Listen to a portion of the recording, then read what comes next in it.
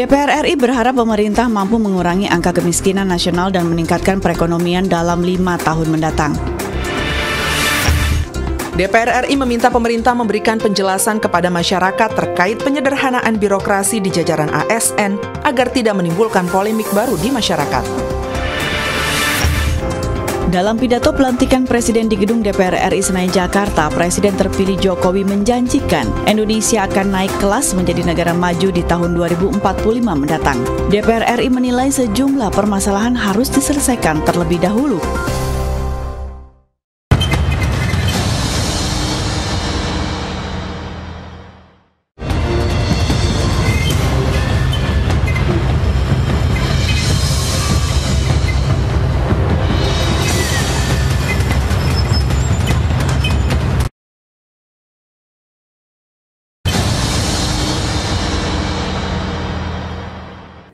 Halo, selamat pagi pemirsa. Apa kabar Anda di hari Senin 28 Oktober 2019?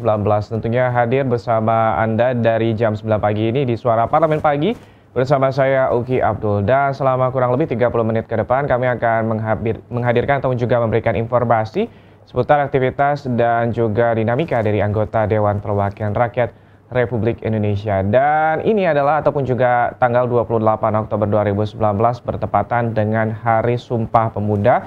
Mungkin untuk sebagian kementerian maupun juga lembaga baru saja melakukan aktivitas terkait dengan bagaimana upacara. Nah, kalau misalnya Anda sebagai seorang pemuda dan juga pemudi Indonesia, bagaimana nih harapan Anda di tahun 2019 ini? Pastinya semua cita-cita dan juga pastinya untuk memajukan pemuda dan juga pemudi di Indonesia ini menjadi salah satu modal besar juga bagi bangsa Indonesia, karena dalam pidatonya Presiden Joko Widodo terkait dengan pelantikan bahwa Indonesia memiliki bonus demografi terkait dengan bagaimana usia produktif yang nantinya akan menjadi garda terdepan untuk memajukan bangsa. Tapi nanti kami juga akan membahas terkait dengan topik utama kami di hari ini terkait dengan cerahnya ini Kabinet Indonesia Maju. Seperti diketahui bahwa beberapa hari lalu ini Presiden Joko Widodo dan juga Ma'ruf Amin baru saja mengumumkan terkait dengan 38 nama dari Kabinet Indonesia Maju yang akan bekerja di periode 2019 hingga 2024. Kami nanti akan membahasnya dengan narasumber, dan sebelumnya kami akan bacakan terlebih dahulu 3 berita utama yang sudah disiapkan oleh tim redaksi TVR Parlemen. Kita langsung masuk di berita pertama ini terkait dengan bagaimana DPR berharap pemerintah ini mampu untuk mengurangi angka kemiskinan. DPR RI berharap pemerintah mampu mengurangi angka kemiskinan nasional dan meningkatkan perekonomian dalam 5 tahun mendatang. Berikut kita simak informasi selengkapnya. DPR RI berharap pemerintah mampu mengurangi angka kemiskinan nasional dan meningkatkan perekonomian dalam 5 tahun mendatang. Anggota DPR RI periode 2019 hingga 2024, Gus Pardi Gaus, berharap pemerintah dapat fokus dalam mengentaskan kemiskinan dalam negeri. Gus Pardi menyoroti masih tingginya angka kemiskinan nasional yang berdampak pada beban hidup yang harus ditanggung masyarakat secara umum. Gus Pardi Gaus berharap dalam 5 tahun ke depan, Presiden Joko Widodo dan Wakil Presiden Ma'ruf Amin mampu meningkatkan perekonomian nasional dan membuka lapangan pekerjaan seluas-luasnya. Tentu kita berharap bagaimana ditingkatkan lapangan pekerjaan, kemudian dikurangi tingkat kemiskinan masyarakat, dan juga mengurangi pengangguran. Sementara itu, anggota DPR RI Said Abdullah menegaskan, jika Indonesia dapat meningkatkan pertumbuhan ekonomi di atas 5% setiap tahun, bukan mustahil jika di tahun 2045 mendatang, Indonesia menjadi negara maju dengan kekuatan ekonomi keempat di dunia. Untuk itu, perbaikan sumber daya manusia harus dilakukan sejak sekarang. Diperkirakan rata-rata pendapatan masyarakat kita 320 juta satu tahun, per kapita 27 juta. Kalau landasan itu diletakkan mulai sekarang, peningkatan SDM yang akan dilakukan 5 tahun, saya yakin buahnya akan bisa didapatkan pada tahun 2045 nanti. Tim Liputan TVR Parlemen melaporkan. Disampaikan anggota DPR RI periode 2019-2024, Gus Pardi Gaus, yang berharap pemerintah dapat fokus dalam mengentaskan kemiskinan dalam negeri. Gus Pardi juga menyoroti masih tingginya angka kemiskinan nasional yang berdampak pada beban hidup yang harus ditanggung masyarakat secara umum. Gus Pardi Gaus juga berharap dalam 5 tahun ke depan, Presiden Joko Widodo dan juga Wakil Presiden Ma'ruf Amin ini mampu meningkatkan perekonomian nasional dan membuka lapangan pekerjaan seluas-luasnya. Ia berharap pemerintah mampu meningkatkan kesejahteraan masyarakat sehingga moto SDM Unggul Indonesia Maju dapat benar-benar diwujudkan. Sementara itu, pendapat juga disampaikan oleh anggota DPR RI Said Abdullah yang menegaskan jika Indonesia dapat meningkatkan pertumbuhan ekonomi di atas 5% setiap tahun, bukan mustahil jika di tahun 2045 mendatang Indonesia menjadi negara maju dengan kekuatan ekonomi keempat di dunia. Untuk itu perbaikan sumber daya manusia harus dilakukan sejak sekarang. Kita harap ini terkait dengan bagaimana jumlah angka kemiskinan yang dikatakan oleh Menteri Keuangan maupun juga BPS sebenarnya ada posisi penurunan, tapi kita juga harus berharap ini bahwa terkait dengan bagaimana disparitas juga antara ataupun juga gap juga masih cukup tinggi, dan kita harapkan bahwa 5 tahun ke depan di pemerintahan Jokowi dan juga Ma'ruf Amin dan juga tim dari ekonomi kementerian ataupun juga pastinya Kemenko Perekonomian dan juga tim ekonomi ini nanti akan membantu untuk akhirnya bisa mewujudkan Indonesia yang maju dengan SDM yang juga berkualitas. Kita beralih ke berita kedua ini terkait dengan DPR mempertanyakan wacana penyederhanaan birokrasi. Dan DPR RI meminta pemerintah memberikan penjelasan kepada masyarakat terkait dengan penyederhanaan birokrasi di jajaran ASN agar tidak menimbulkan polemik baru di tengah masyarakat. Berikut kita simak informasi selengkapnya. DPR RI meminta pemerintah memberikan penjelasan kepada masyarakat terkait penyederhanaan birokrasi di jajaran ASN agar tidak menimbulkan polemik baru di masyarakat. Ditemui usai menghadiri rapat paripurna penetapan AKD DPR RI di Gedung Nusantara II, Kompleks DPR RI Jakarta, terkait penyederhanaan birokrasi, anggota DPR RI periode 2019-2024, Mardani Alisera mengatakan, terkait wacana penyederhanaan birokrasi di tubuh kementerian dan lembaga negara, Presiden Joko Widodo seharusnya memberikan gambaran yang jelas dan menyeluruh terkait pelaksanaan reformasi birokrasi tersebut, agar tidak menimbulkan polemik di masyarakat.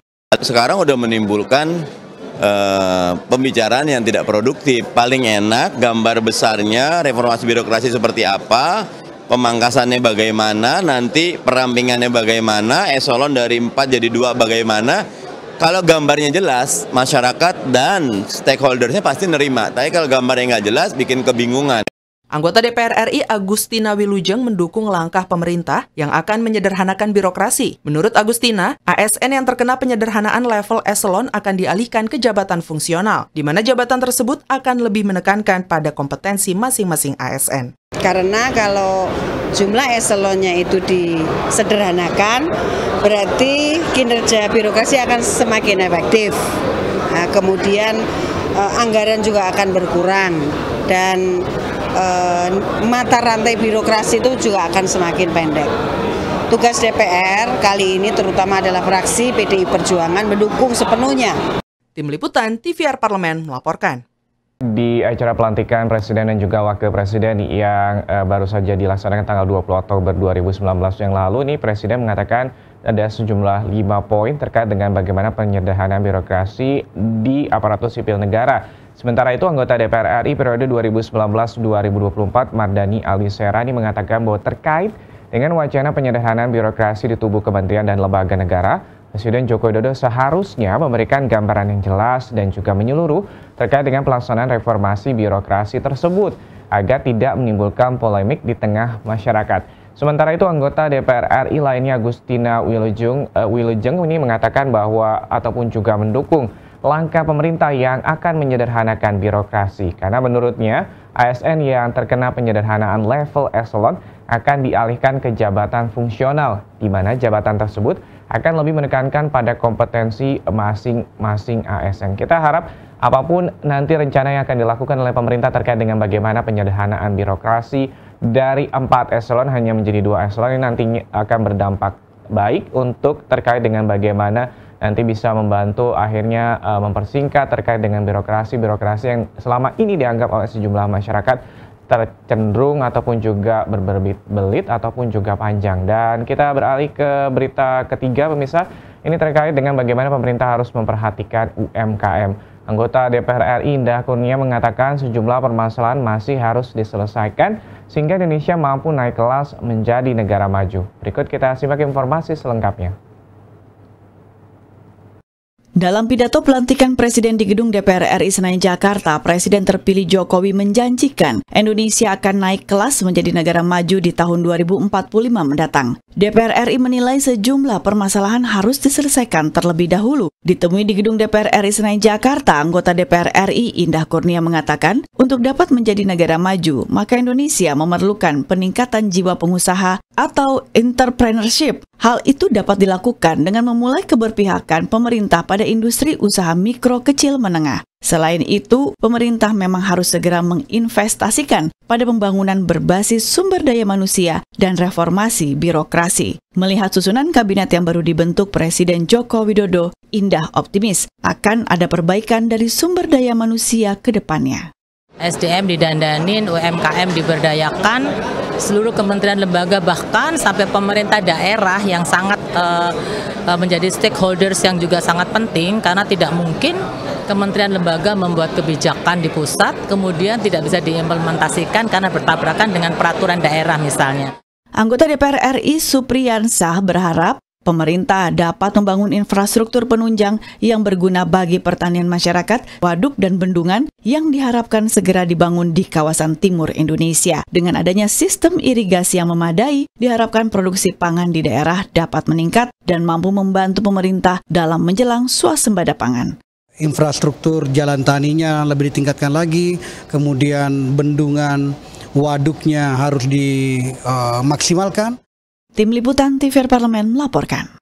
DPR RI Indah menjelaskan bahwa untuk dapat menjadi negara maju, maka Indonesia memerlukan peningkatan jiwa pengusaha atau entrepreneurship. Hal itu dapat dilakukan dengan memulai keberpihakan pemerintah pada industri usaha mikro kecil menengah atau UMKM.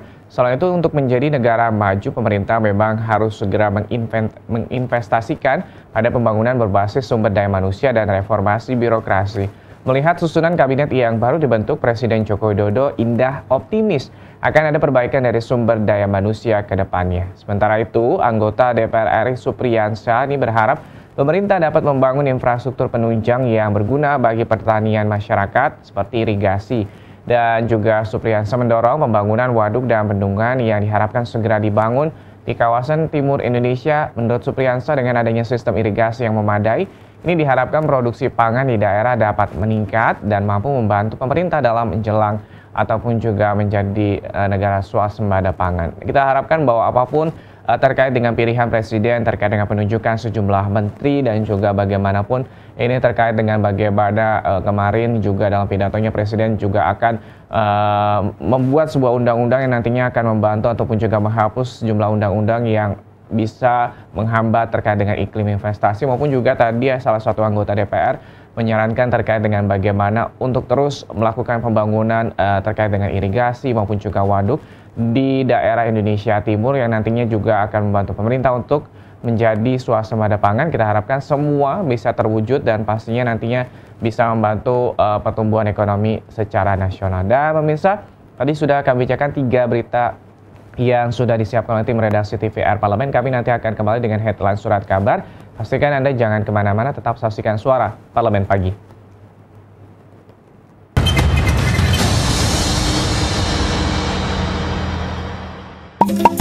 Mari berpartisipasi dalam penyusunan naskah akademik dan rancangan undang-undang.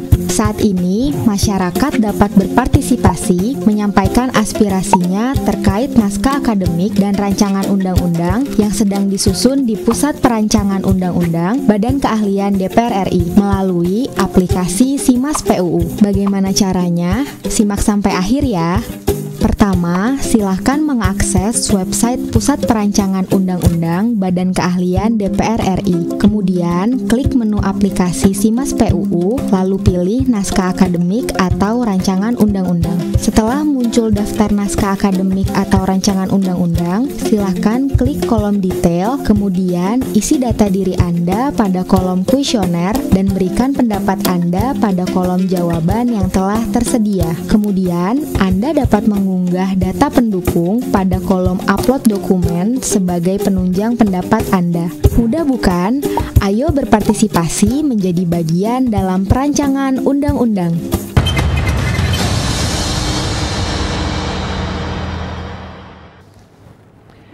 Ya, terima kasih Anda masih menyaksikan Suara Parlemen Pagi, dan di edisi Senin 28 Oktober 2019 ini seperti biasa Suara Parlemen akan menghadirkan headline surat kabar. Di sini saya sudah hadir koran Tempo. Ini terkait dengan bagaimana headline surat kabar Tempo ini terkait dengan sosok seorang Menteri Pendidikan dan juga Kebudayaan yang baru, Nadiem Makarim, ataupun juga mantan CEO dari Gojek. Bagaimana sebenarnya ataupun juga konsep pendidikan seperti apa nantinya akan diterapkan oleh Nadiem Makarim sebagai Menteri Pendidikan dan juga Kebudayaan. Ini pendidikan di bawah Nadiem, dan sementara itu di Harian Kompas ini kita patut apresiasi terkait dengan 2 gelar di French Open 2019. Ada Praven dan juga Melati, dan juga Kevin Sanjaya dan juga Marcus, ataupun juga yang meraih terkait dengan ganda putra kita meraih gelar di French Open 2019. Dan juga terkait di sini Harian Kompas Bahasa Indonesia menjembatani perbedaan. Selengkapnya kami akan kembali dengan headline surat kabar.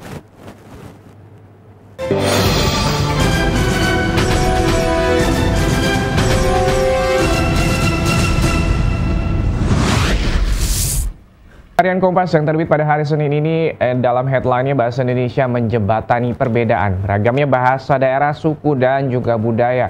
Ini menjadikan bahasa Indonesia semakin penting. Di sisi lain, perlu upaya serius agar bahasa daerah tetap terjaga dan tidak musnah. Bahasa Indonesia ibarat jembatan atas perbedaan yang disebabkan oleh kemajemukan suku, agama, budaya, dan di Nusantara. Posisinya kini kian kukuh sebagai lingua franca. Di negara dengan lebih dari 17.000 pulau ini, kekukuhan itu serta-merta pula mendorong semakin kuatnya rasa kebangsaan.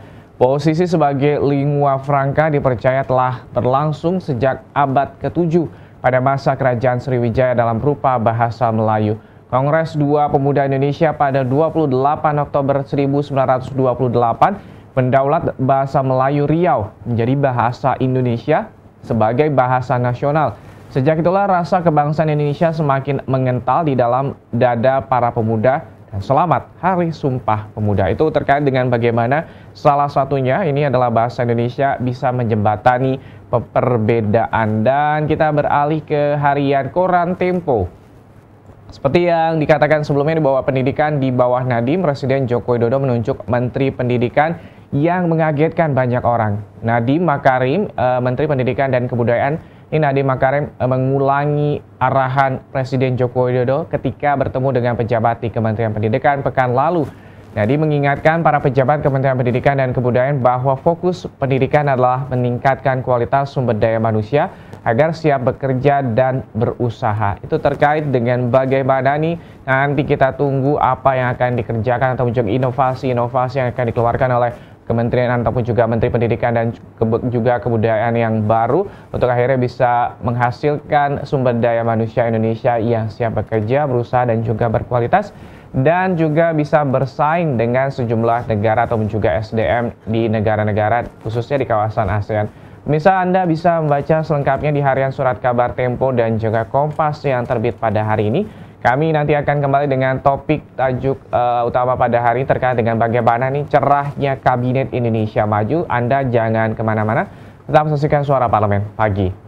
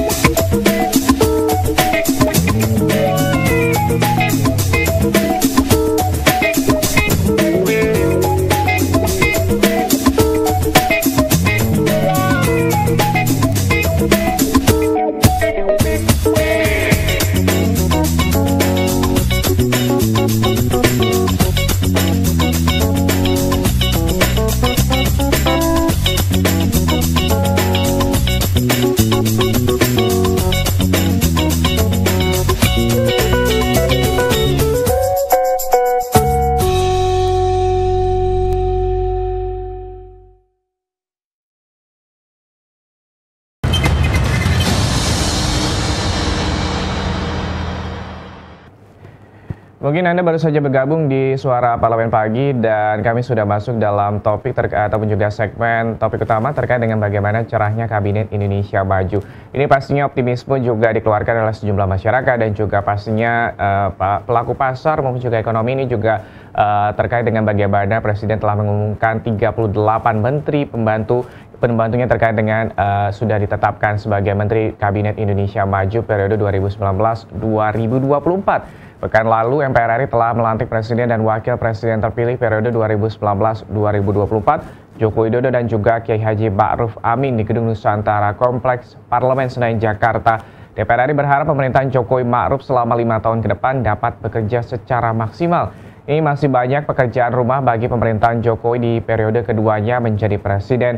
DPR RI menyoroti masih tingginya angka kemiskinan, masih banyaknya angka pengangguran di tingkat nasional. Sementara itu, pada 23 Oktober lalu, Presiden dan juga Wakil Presiden telah mengumumkan jajaran menteri yang termasuk dalam Kabinet Indonesia Maju masa bakti 2019-2024. Ini Jokowi memilih sejumlah tokoh profesional yang mengisi Kabinet Indonesia Maju, sejumlah nama seperti pendiri aplikasi Gojek Nadiem Makarim, pemilik Mahaka Group Erick Thohir, pemilik Net Media Wisnu Tama turut mewarnai Kabinet Indonesia Maju. Selain wajah-wajah baru dalam Kabinet Indonesia Maju, Jokowi juga tetap mempertahankan beberapa menteri, diantaranya Sri Mulyani, Luhut Binsar Panjaitan, Retno Priyansari Marsudi, Siti Nurbaya, yang merupakan menteri-menteri incumbent yang berprestasi. DPR menilai bahwa persoalan kebakaran hutan dan lahan, antisipasi bencana, masalah kemandirian pangan, dan juga angka kemiskinan masih menjadi PR pemerintah. Sebenarnya apakah secerah ataupun juga dari kabinet kerja ini nantinya akan bisa mendatangkan terkait dan juga meningkatkan pertumbuhan ekonomi Indonesia? Nanti kami akan membahasnya bersama dengan narasumber. Pemirsa jangan kemana-mana, tetap saksikan Suara Parlemen Pagi.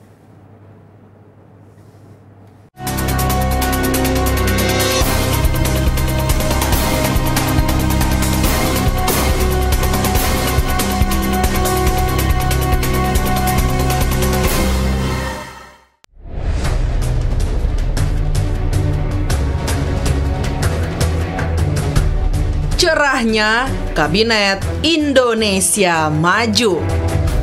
Penetapan kabinet baru bentukan Presiden Joko Widodo telah secara resmi memperkenalkan deretan menteri kabinet barunya. Kabinet barunya diberi nama Kabinet Indonesia Maju. Selain terdapat beberapa nama profesional seperti pendiri Gojek Nadiem Makarim, CEO Net Wisnu Tama, serta pendiri Mahaka Group Erick Thohir. Nadiem didapuk menjadi Menteri Pendidikan dan Kebudayaan, Erick Thohir sebagai Menteri BUMN, dan Wisnu Tama sebagai Menteri Pariwisata dan Ekonomi Kreatif. Ada juga nama-nama lama yang memiliki rekam jejak baik yang diterima pasar yang masih dipertahankan seperti Sri Mulyani. Sepanjang periode 1 pemerintahan Jokowi, Sri Mulyani mengambil keputusan yang berani dengan meningkatkan utang dalam jumlah yang besar guna membiayai pembangunan. Hal ini dilakukannya guna mengompensasi penerimaan negara yang relatif lemah, lantaran perekonomian global sedang melambat.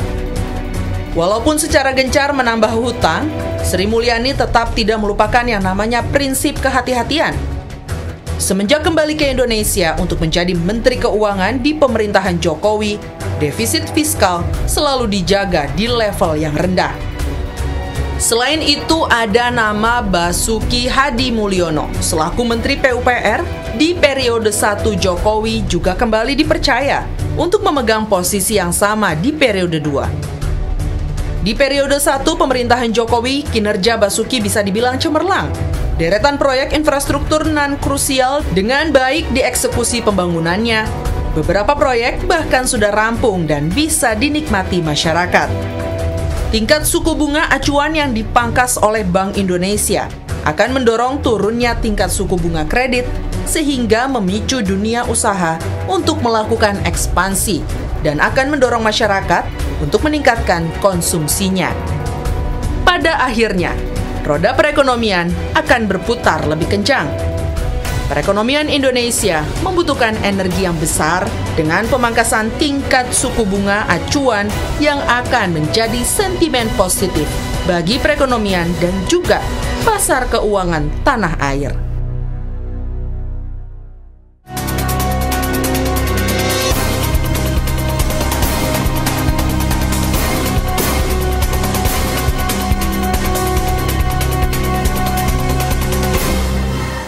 38 Menteri Kabinet Indonesia Maju telah diumumkan pada tanggal 23 Oktober 2019 lalu. Ada sejumlah menteri incumbent dan juga ada nama-nama baru yang juga mungkin mengagetkan sejumlah masyarakat dan juga beberapa terkait dengan bagaimana ini sepak terjang dari para menteri yang nantinya akan bekerja bersama dengan Jokowi dan juga Ma'ruf Amin selama 5 tahun ke depan. Dan di tengah kami sudah hadir Bapak Farouk Abdullah Al-Waini, pengamat ekonomi politik dari Perubahan Institute. Selamat pagi Pak, apa kabar? Baik. Alhamdulillah. Alhamdulillah baik ya Pak. Pak, kalau misalnya ini melihat, Pak Farouk sudah melihat 38 menteri bantu Presiden, sejauh ini tanggapan Bapak kaget atau surprise atau ini sudah diprediksi akan ada sejumlah nama tersebut? Ya, saya rasa kurang lebih sudah terprediksi ya. Cuman memang ini kombinasi ya antara yang jalur profesional sama politik gitu ya. Tetapi ada hal-hal ya yang saya lihat apakah nanti ini akan berpengaruh ya terhadap kondisi ekonomi kita dan juga yang lebih penting ya level pembangunan kita ke depannya gitu kan. Misalkan kalau Menteri Keuangan kan kurang lebih patternnya kita sudah mengetahui gitu ya. Apakah nanti akan membawa sesuatu perubahan yang signifikan di 5 tahun ke depan, ya ini masih tanda tanya gitu kan. Terkait kan kritikan terhadap model pembiayaan yang berbasis hutang ya, yang cukup tinggi gitu kan, yang dikeluarkan surat-surat berharganya gitu kan. Nah ini apakah pattern ini akan berubah gitu kan, dan lain sebagainya ya. Tapi mungkin nanti kita bisa diskusi secara lebih struktural ya, harapan ya apa nih yang di depan yang harus mereka perhatikan ya. PR besar kita yang selama ini belum pernah tuntas gitu ya, sebagai sebuah bangsa gitu ya.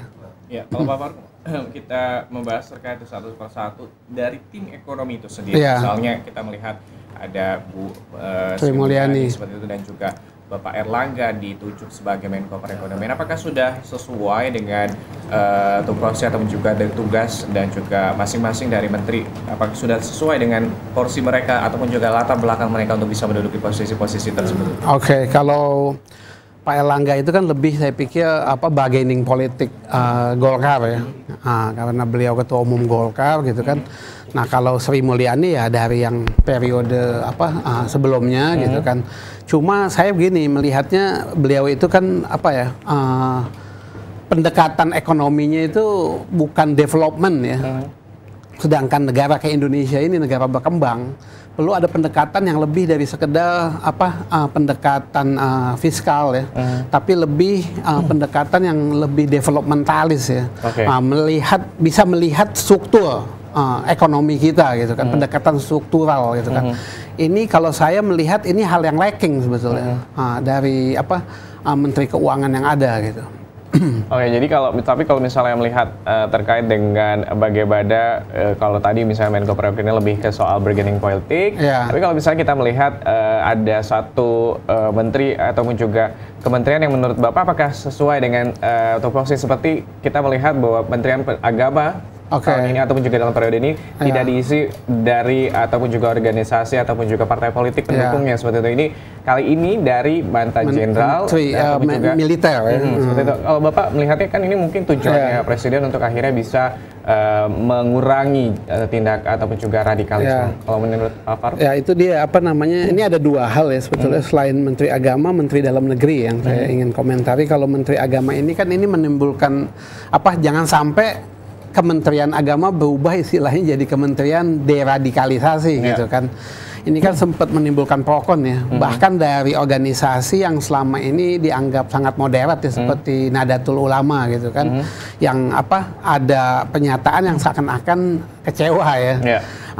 Jadinya gini, sekarang kan nih isu radikalisasi, deradikalisasi, ini kita harus ada kesepakatan ini. Aspek jangan sampai pendekatan deradikalisasi ini salah ya, salah dalam artian nanti orang yang sekedar religius gitu kan dianggap radikal misalkan. Nah ini harus ada kesepakatan bersama apa sih radikal ini gitu kan. Kita kan nggak mau juga gitu kan dengan dasar negara kita Pancasila ini kan peran agama sudah jelas ya dengan sila pertama ini gitu kan. Jangan sampai malah mendorong kita menjadi lebih sekuler gitu kan. Karena ada stigma, misalkan stigma yang ditampilkan dengan isu radikalisasi dan lain sebagainya. Nah ini harus ada benang merah ya yang disepakati apa yang dimaksud dengan tugas deradikalisasi ini gitu. Oke, sebenarnya mungkin kita bisa tinggalkan terkait dengan bagian mungkin ini sudah ditetapkan dan Presiden memiliki pertimbangan tertentu mengapa akhirnya posisi-posisi tersebut dipilih dan juga akhirnya tokoh-tokoh ada mantan jenderal yang akhirnya menempati posisi sebagai Menteri Agama. Mungkin kalau misalnya membahas terkait dengan 5 poin yang Pak Farouk juga mungkin mendengarkan dalam pidato Presiden dalam pelantikan. Apa saja yang perlu dikerjakan dalam 100 hari kerja dari para menteri ini kita menunggu yang kira-kira Pak Farouk harapkan untuk para menteri ini bisa bekerja. Yang saya ada yang saya sepakat ya. Saya sepakat itu tentang birokrasi ya. Karena itu isu besar bagi kita dan saya pikir itu PR ke depan kita ya. Kalau kita nih mau menjadi negara yang lebih maju ya. Bagaimana tentang mendebirokratisasi ini gitu kan, menderegulasi. Saya rasa inilah yang tugas pokok ya, khususnya di Kementerian Portfolio Perekonomian ya. Ini penting sekali karena salah satu sekarang kita lihat ya beberapa indeks internasional gitu kan yang baru dikeluarkan nih, the ease of doing business ya, dari World Bank ya. Ini tahun 2020 ya. Saya sekedar lihat pastikan sedikit ini ranking kita ini sangat memprihatinkan ya. Kalau berdasarkan ranking ini kita bahkan kalah sama Vietnam ya. Di ASEAN lah ya, komparatif ya. Juga dikatakan oleh Presiden terkait bagaimana sebenarnya perusahaan-perusahaan Cina bukan bergabung ke Indonesia tapi malah ke Vietnam. Betul. Ini kan kayak Singapura ya. Itu yang paling tinggi di ASEAN ya. Lalu kedua Malaysia di nomor 15 ya, Singapura nomor 2, Thailand nomor 27. Brunei 55, Vietnam 69, kita nomor 73 gitu kan. Nah ini kan kalau bicara ekonomi, akhirnya kan bicara salah satunya investasi. Untuk investasi ini hal pentingnya adalah birokrasi dan penegakan hukum ya, peradilan, sistem judiciary sistem kita gitu. Nah, di dalam kajian the ease of doing business ini, negara-negara yang rankingnya masih rendah, tugas-tugas besarnya adalah merapikan birokrasi dan sistem yudisial mereka. Jadinya saya rasa itu salah satu agenda yang harus direspon ya. Karena gini, untuk pengembangan UMKM, ini kan iklim bisnis yang bagus ya, birokrasi yang ramping segala macam, bukan hanya tujuan kita hanya untuk menarik investasi dari luar yang besar, tapi juga bagaimana nih yang kecil-kecil bisa berkembang gitu kan, nggak ribet aturan main untuk UMKM gitu kan. Itu saya rasa ya itu yang harus diakselerasi. Kalau kita dalam 5 tahun ini bisa bikin simple berbagai aturan, bisa friendly terhadap bisnis ya, pusat, daerah segala macam, saya rasa ini akan besar dampaknya ya. Sama judiciary ya, sistem ya, kepolisian, kejaksaan, pengadilan ya. Nah itu diantaranya. Tapi birokrasi seperti apa yang kira-kira menghambat para investor untuk akhirnya enggan untuk masuk ke Indonesia? Tapi jangan dijawab sekarang Pak Farouk, bisa jangan kemana-mana, pastikan tetap menyaksikan Suara Parlemen Pagi.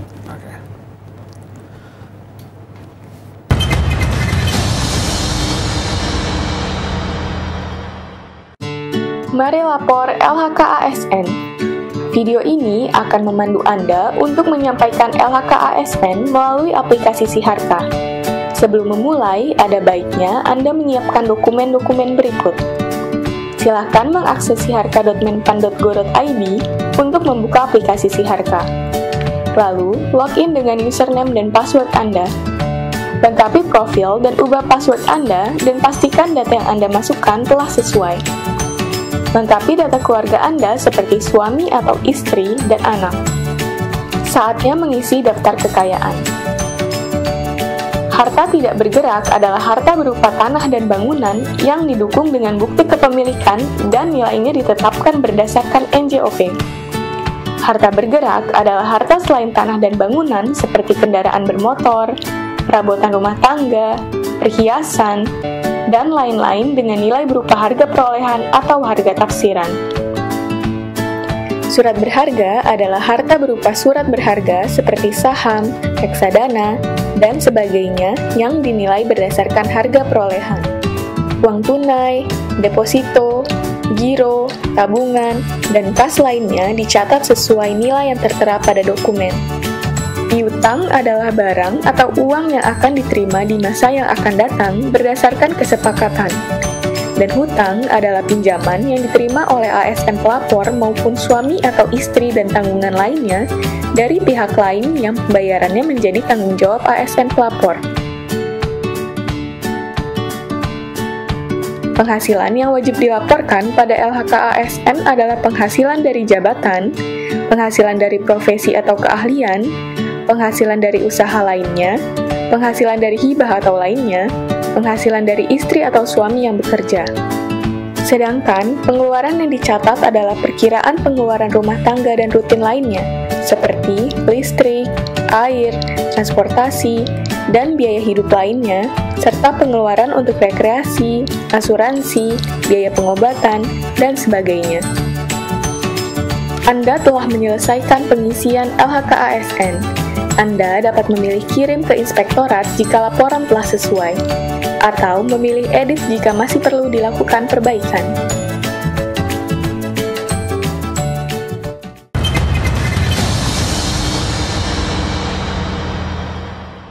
Terima kasih Anda masih menyaksikan Suara Parlemen Pagi dan masih bersama dengan Bapak Farouk terkait dengan bagaimana ini sebenarnya apakah Kabinet Indonesia Maju ini secerah harapan dari Presiden dan juga Wakil Presiden akhirnya memiliki 5 tujuan utama terkait dengan bagaimana ini SDM untuk peningkatan SDM berkualitas, diantaranya juga akan mendatangkan dosen dan juga rektor, diantaranya juga masih akan meneruskan terkait dengan bagaimana pembangunan infrastruktur, tapi lebih fokus terkait dengan bagaimana nanti produksi dan juga industri dan juga infrastruktur pariwisata, transformasi ekonomi, dan juga terkait dengan bagaimana ini nantinya penyederhanaan birokrasi. Sebenarnya birokrasi mengapa akhirnya mungkin banyak negara ataupun juga posisi daya tarik Indonesia ini masih jauh dibandingkan dengan misalnya negara-negara tetangga. Seperti apa sih Pak mungkin yang diharapkan oleh seorang investor untuk akhirnya mau menanamkan ataupun juga mau berinvestasi di tanah air? Oke, ini masalah diantaranya ya sinkronisasi gitu kan, aturan pusat dan daerah gitu kan,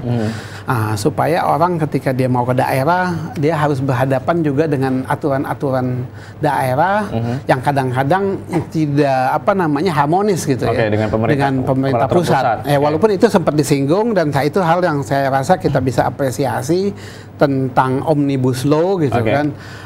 Karena ini ternyata kan masih banyak berbagai macam regulasi itu yang ini yang kadang-kadang ya membuat tuh persoalan korupsi di daerah bupati kena segala macam ya. Karena aturan ribet yang membuat pengusaha dia ketika ribet dia cari jalan yang lebih pintas. Nah, akhirnya kan ya deal kan. Nah, kalau aturan itu simple kan orang nggak perlu cari jalan pintas, semuanya udah transparan, clear aturan main ya, lisensi segala macam, perizinan gitu kan, seperti membangun aja kadang-kadang kan dengan berbagai upaya yang dilakukan, kayak IMB aja kadang-kadang kan masih ada hal yang masih bisa diperbaiki kan, izin mendirikan bangunan segala macam. Nah hal-hal seperti itu memang nanti tuh bagaimana ibaratnya ya orang tuh nggak harus menghadapi pusat, menghadapi daerah segala macam, ada satu pintu, walaupun udah dicoba kali ini masih ada PR ya. Kalau nggak kan ranking kita tentunya akan jauh lebih baik ya. Tadi kita lihat di ASEAN aja kita masih agak di bawah gitu kan. Nah ini prihatin kalah sama Vietnam, negara yang baru perang saudara gitu kan ibaratnya. Nah kalau misalnya kita membahas terkait dengan bagaimana ini ada Bapak Luhut Binsar Panjaitan memiliki peranan baru sebagai Menko Maritim dan juga terkait dengan masalah investasi. Tapi kita juga sebelumnya memiliki Badan Koordinasi Penanaman Modal. Jadi kalau misalnya Pak Farouk sendiri melihat peran dari kedua kementerian dan juga lembaga ini apakah nantinya akan terlihat tumpang tindih atau bagaimana? Nah ini harus dilihat juga nih, jangan sampai overlapping gitu kan, overlapping antara tadi itu Menko Maritim dan Investasi gitu kan. Nah kenapa jatuhnya ke Maritim dan Investasi itu juga sebuah hal yang bisa didiskusikan lebih jauh. Harusnya kalau ada Menko Perekonomian dan Investasi gitu kan. Supaya ada sinkronisasinya di situ. Ini ada dua Menko nanti nih yang terkait perekonomian gitu kan.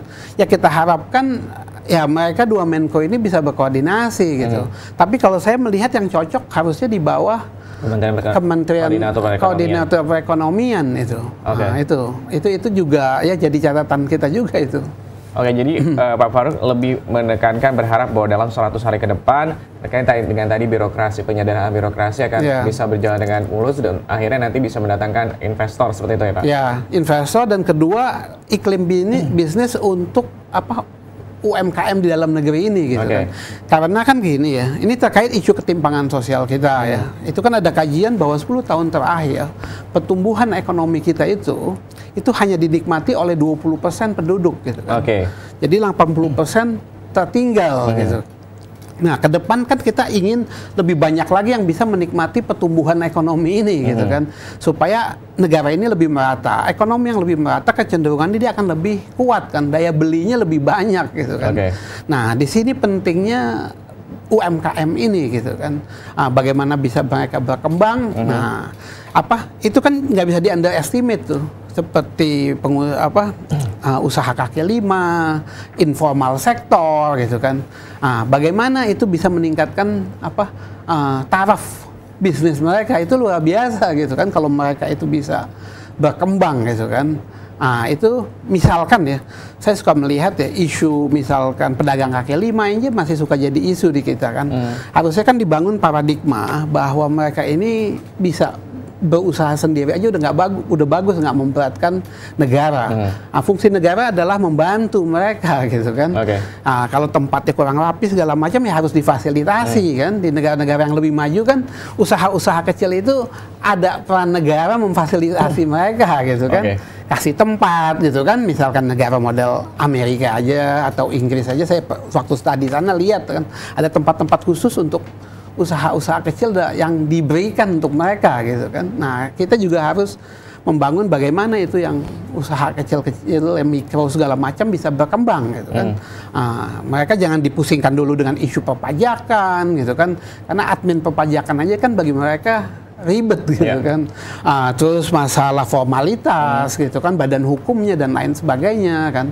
Yang penting kan ini berkembang dulu gitu kan usaha ini gitu. Oke, Pak Faruk, mungkin pertanyaan terakhir, kalau misalnya harapan dari Pak Faruk sendiri terhadap 38 kabinet ataupun juga menteri di Kabinet Indonesia Maju ini harapannya seperti apa Pak? Ya kita harap kalau udah dibentuk ya, kita harap bisa melakukan yang terbaik lah untuk Indonesia ini. Jangan terlalu banyak vested interest gitu kan ini sudah pada cukup semua lah yang udah jadi menteri kan. Dia harus beyond themselves lah berpikirnya gitu kan. Udah harus bagaimana nih mengangkat isu-isu yang ketimpangan gitu kan. Misalkan kan ada data dari Oxfam, 4 orang terkaya itu itu kekayaannya melebihi the bottom 10% gitu kan. Dari seluruh populasi kita gitu kan. Nah, itu isu yang seperti itu ya bagaimana lah Indonesia ini bisa dinikmati oleh lebih banyak lagi bukan hanya 20% warganya gitu kan. Bukan hanya 20% tadi gitu kan, atau yang 1% menguasai 50% gitu kan. Belum lagi kemiskinan yang indikatornya cuma Rp400.000 per bulan per orang, kan sangat kecil gitu kan. Jadinya ya itulah bagaimana bisa mengangkat kita, jangan terjebak jadi negara dunia ketiga terus lah berpikirnya bagaimana. Seperti yang dikatakan oleh Presiden ya Pak, jangan berdiri di satu tempat aja, harus ada inovasi, harus bergerak, dan juga semua kebijakannya bukan hanya disampaikan tapi harus bisa benar-benar terkirim atau bisa diterima oleh masyarakat. Tereksekusi dan dinikmati ya, rasanya tuh betul-betul ada perubahan nih Indonesia. Kita tunggu kita lihat bagaimana dalam 100 hari ke depan Kabinet Indonesia Maju ini akan bekerja, apa inovasi-inovasinya. Terima kasih sekali lagi Bapak Faruk Abdullah Al-Waini, pengamat ekonomi politik dari Perbanas Institute, pemirsa. Dan berakhir pula Suara Parlemen Pagi edisi hari ini Senin 28 Oktober 2019. Saya Uki Abdul beserta kerabat kerja yang bertugas mengucapkan terima kasih atas perhatian Anda. Sampai jumpa.